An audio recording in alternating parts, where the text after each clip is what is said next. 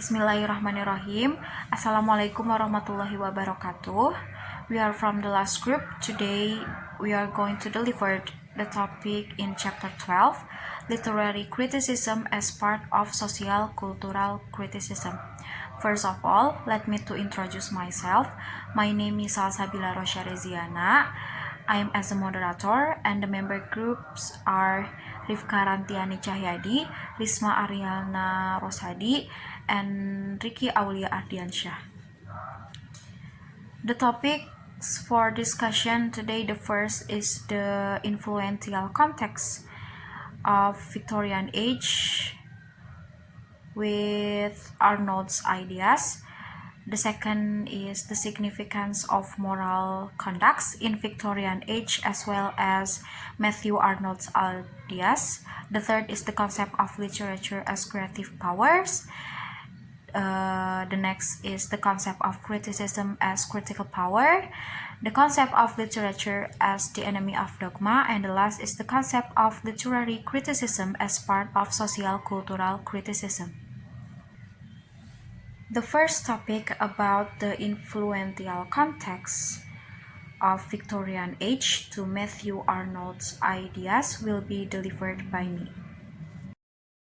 Arnold's The Function of Criticism at the Present Time in 1864 is one of the most influential essays of his day. Here it treats literary criticism as an important branch of general cultural criticism. Arnold remarks that this is the difficult and indirect path, but it is the only possible one, for criticism must be disinterested. However, Arnold's disinterest is principally an ethical principle based on the rational power rather than an aesthetic one. Arnold is by no means suggesting a withdrawal from effective social criticism, but instead insisting on measured, intelligent, and often necessarily indirect critical activity. He also rejects what he calls personal judgments on grounds similar to those later set forth by I.A. Thinks in this essay not so much of the quality of a poem as a whole as he does of the presence of an indefinable poetic quality somewhere in a poem. There is no discursively expressible standard for these touchstones, and the catch-all evaluative term high seriousness is not explained. A liberally educated reader is apparently supposed to sense the presence of high seriousness. Sound critical judgment are made by educated people, not by those who make a mindless application of principle or method in page 225. Arnold remarks that this is the difficult and indirect path, but it is the only possible one, for criticism must be disinterested in page 224. He also rejects what he calls personal judgment on grounds similar to those later set by I.A. The context that influenced the thinking of Matthew Arnold during the Victorian age prioritized writing style, where Arnold thought that in a work must prioritize the moral values or wisdom that can be taken and applied in life. Arnold's thinking contrasted with the Victorian age, where in the Victorian age more emphasized the aesthetic value of a work, that mean prioritizing the art over the moral values. So in the conclusion, Arnold refused, because Arnold is known as one of the critics who is basically one of the moralists, or arguably as someone who cares about the moral values in life and teaches moral values. According to the page 225, sound critical judgments are made by educated people, not by those who make a mindless application of principle or method. So Arnold had the principle that a critical judgment should be clear between the application of his principle rather than merely being made without thinking.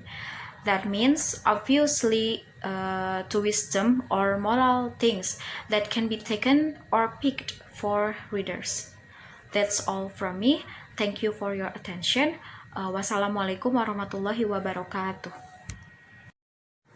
Assalamualaikum warahmatullahi wabarakatuh. My name is Rifka Rantini Cahyadi and I'm going to discuss about the second topic, the significance of moral conduct in Victorian age as well as in Matthew Arnold's idea.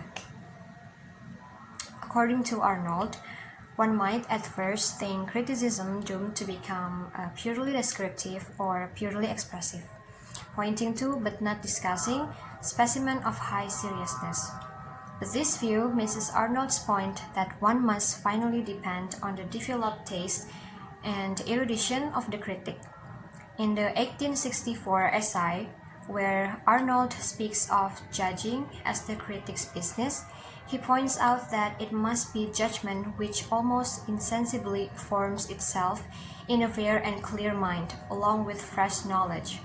It is by communicating fresh knowledge, not mere information, and not by laying down laws and judgments that the critic performs his most useful task. Arnold thus seeks to avoid both criticism that is really scholarship ancillary to the poem and subjective impressionism that is really poetic writing about poems the approach advocated. Arnold is an interesting figure in the history of the problem of value judgments. He is also important for his development of the argument that the power of true judgment is cultivated and the sensibility enlarged through a liberal education in which the reading of poetry plays an important role. There is no difference between art and morality. Arnold says a poetry of revolt against moral idea is a poetry of revolt against life. A poetry of indifference towards moral idea is a poetry of indifference towards life. When Arnold pleads for treating in poetry moral ideas, he doesn't mean composing moral and didactic poems, but the poems that give answers to the questions how to live well. So in the Victorian age, Arnold explained a lot that he was disappointed with poetry that was high in aesthetics but lacked in conveying the impression and message of a good life. Arnold also says criticism is nothing if it isn't related to life. So his criticism of literature, society, politics, and religion all tends towards being a criticism of life. So does his poetic activity. Thus, criticism with Arnold denotes a comprehensive activity which embraces all the departments of life.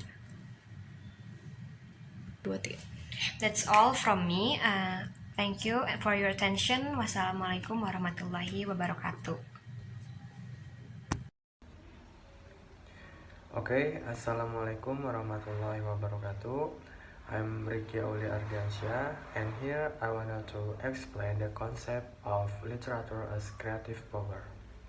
The creative power works with elements, with materials, with if it has not those materials, those elements, ready for its use. In that case, it must surely wait till they are ready. The creative power work are ideas, the best ideas on every matter which literature touch current at the time, in page 228. Arnold confirms that the creative power of poetry requires and material to provide it with inspiration and achieve success. These ideas nourish the creative power. The critical effort tries to create cultural environment rich with ideas. He goes on to equate the emotional experience of writing criticism with the emotional experience of writing creative work. He intends to undermine typical opinion against criticism. He defends criticism against the opinion that believes that it serves no purpose and that those who criticize cannot write something creative themselves. And then next, the concept of criticism as critical power. So the critical power is lower rank than the creative. True, but in assenting to this proposition, one or two things are to be kept in mind. It is undeniable that the exercise of a creative power, that a free creative activity, is the highest function of man. It is proved to be so by man finding in it is true happiness. Arnold begins his arguments by stating that the critical power is of lower rank than the creative. This is because man finds his true happiness within the in the creative process. However, this creative process cannot be limited to great works of literature. Almost people will be denied their true happiness.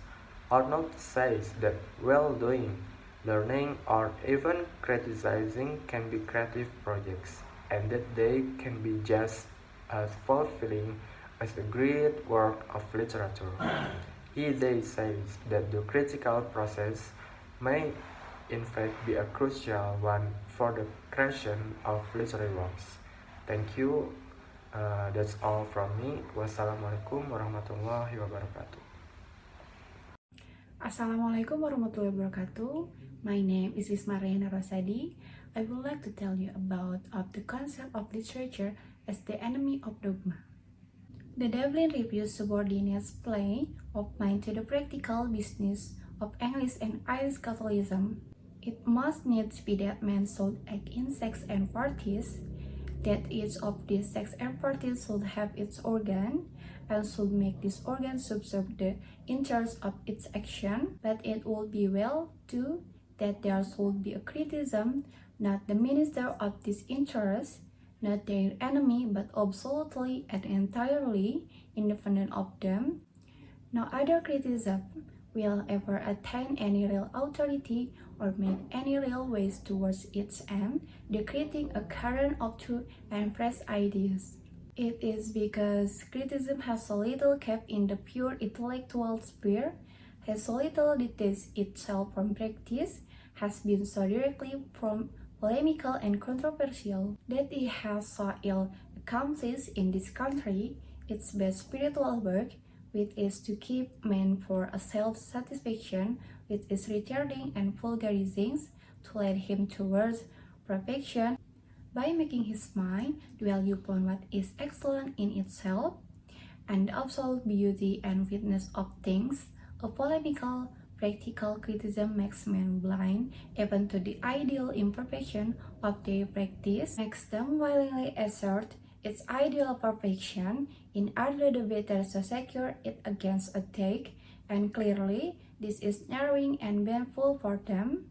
If they were reserved on the practical side, speculative consideration of ideal perfection they might be brought to entertain, and their spiritual horizon would thus gradually widen. I would like to tell you about the concept of literary criticism as part of social cultural criticism. English critic of literature therefore must dwell much on foreign truth, and with particular heed on any part of it which, while insignificant and fruitful in itself, is for any reason specially likely to escape him.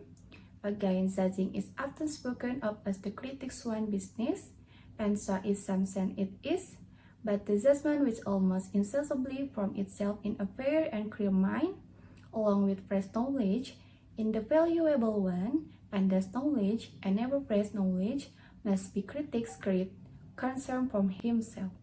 Definition of criticism: in order to meet the requirement of a number of practicing English critics, who, after all, are free in their choice of a business, that would be making criticism lend itself just to one of those alien particle considerations which I have said are so fatal to it. One may say, indeed, to those who have to deal with the myths of much better disregard of current English literature, that they may all, even endeavor in dealing with this, try to it, so far as they can, by the standard of the best that is known and took in the world. One may say that to get anywhere near this standard, every critic should try and process one great literature, at least beside his own, and the more unlike his own, the better. But, after all, the criticism, I am really concerned with the criticism which alone can much help us for the future, the criticism which throughout Europe is the present day mean when so much stress is laid on the importance of criticism and the critical spirit is a criticism with regards, Europe is being for intellectual and spiritual purpose on great confederation, bound to a joint action and working to a common result, and most members have, for their proper outfit, knowledge of Greek, Roman, and Eastern antiquity, and one of another, special, local, and temporary advantage being that modern nation will in the intellectual and spiritual sphere make most progress, which most strongly carries out this program.